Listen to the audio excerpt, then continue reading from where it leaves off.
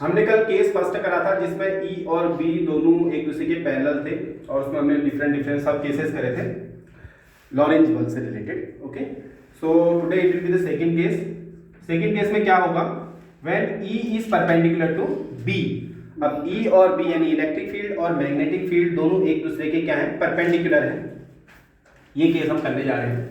इसमें हम एक ही केस लेंगे और वेरी इंपॉर्टेंट केस है।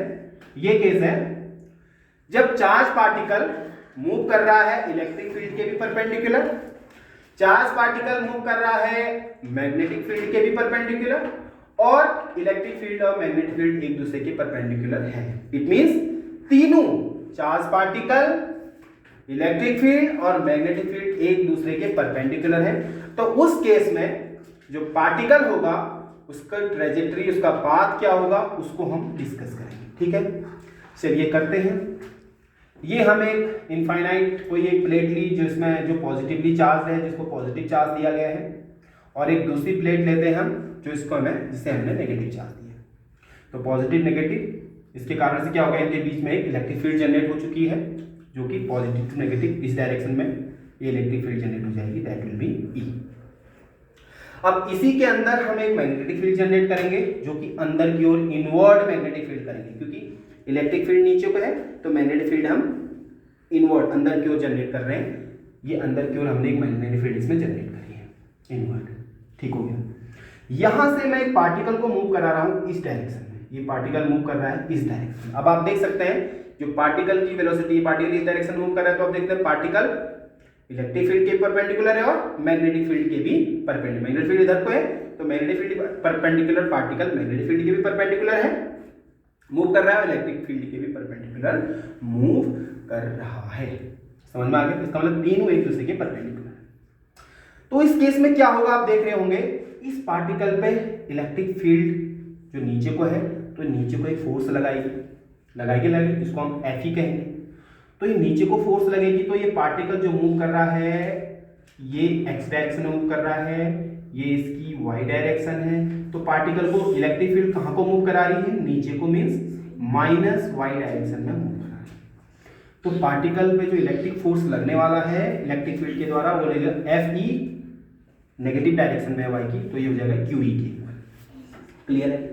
अब पार्टिकल मूव करेगा तो इसमें मैग्नेटिक फील्ड भी फोर्स लगाएगा, इनवर्ड मैग्नेटिक फील्ड फोर्स लगेगा। कहां को लगाएगा, राइट हैंड में आप लोग देखें। अब देखो यहाँ पे मैग्नेटिक फील्ड अंदर को है, पार्टिकल मूव कहां को कर रहा है, इधर को कर रहा है, तो मैग्नेटिक फील्ड कहां को लगेगी, इसमें मैग्नेटिक फोर्स कहां को लगेगा, ऊपर। तो ये मैग्नेटिक फोर्स ऊपर को लग रहा है।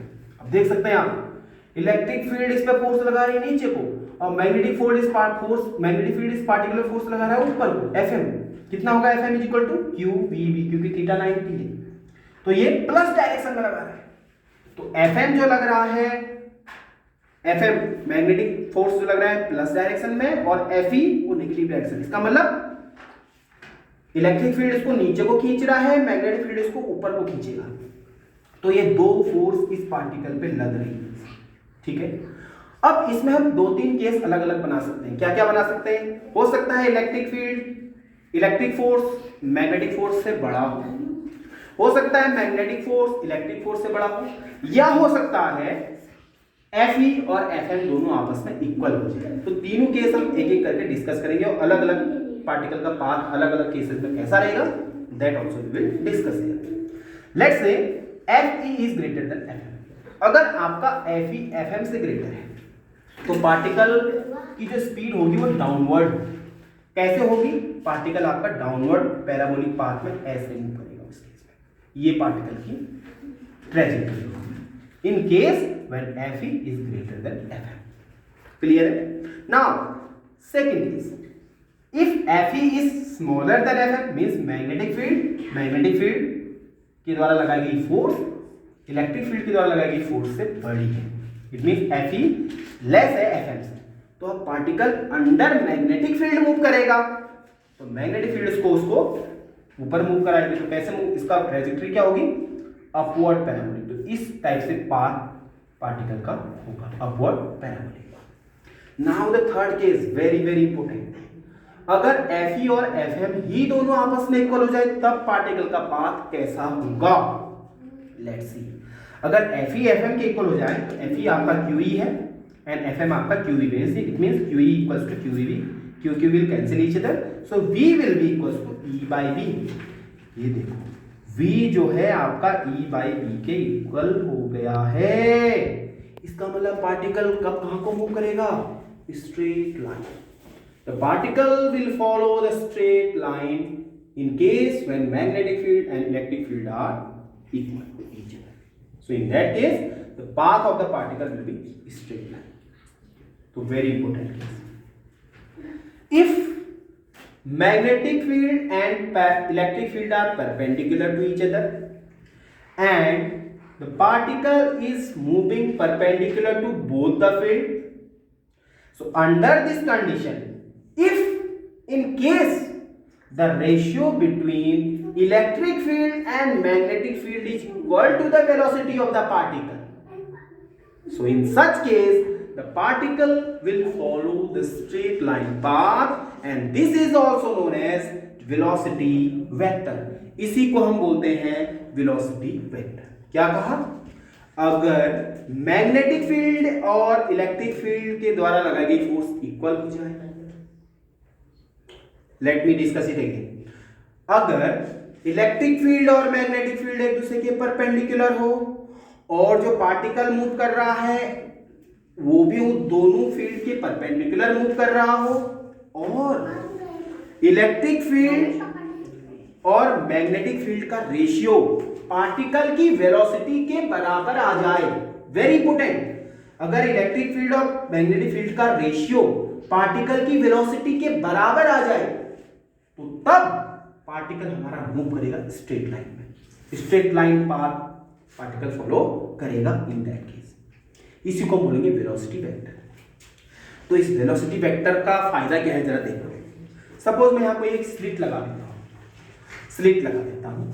अब सपोज मैं एक एक्सपेरिमेंट कर रहा हूं, उस एक्सपेरिमेंट में सपोज यहां पे मेरे बहुत सारे पार्टिकल हैं, बहुत सारे पार्टिकल हैं।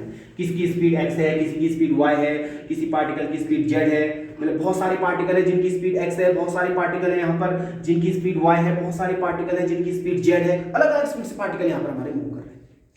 अब सपोज मुझे चाहिए x स्पीड वाले पार्टिकल केवल, I need the particle which are having the speed x speed वाले अगर पार्टिकल मुझे चाहिए एक्सपेरिमेंट के लिए तो मैं क्या करूंगा? x स्पीड, अब मुझे पार्टिकल की स्पीड x पता है, मुझे केवल वही पार्टिकल चाहिए जिनकी स्पीड x है, ठीक है। तो मैं क्या करूंगा?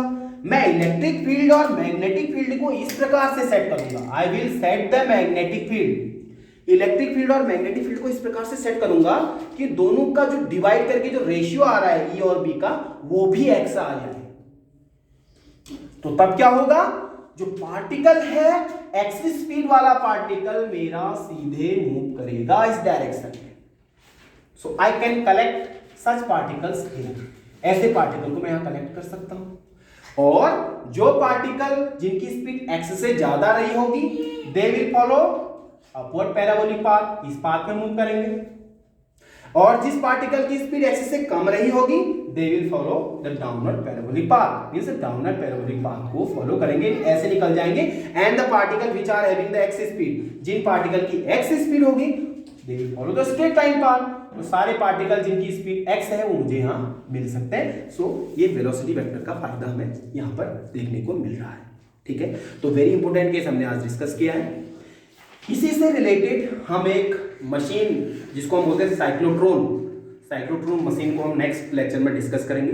क्या है साइक्लोट्रॉन मशीन और इसका वहां पर इलेक्ट्रिक फील्ड और मैग्नेटिक फील्ड, वेलोसिटी वेक्टर, इसका कहीं ना कहीं वहां पर आपको यूज देखने को मिलेगा। दोनों फील्ड वहां पर जिसमें होंगी cyclotron machine. Till then stay tuned, keep watching, thank you.